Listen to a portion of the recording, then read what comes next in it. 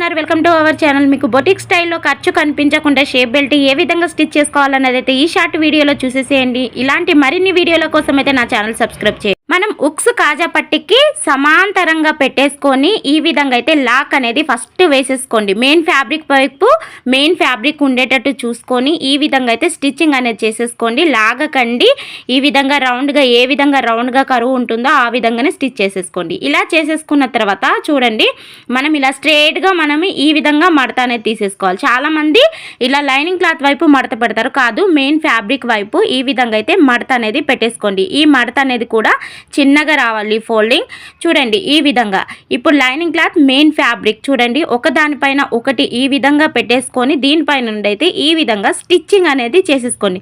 ఇలా చేసుకున్న తర్వాత లోపలి క్లాత్ మొత్తం మనం ఇలా తీసేసుకున్న తర్వాత చూడండి ఎంత నీట్గా బొటిక్ స్టైల్లో ఎంత నీట్గా వచ్చిందో మీరే చూసేసేయండి.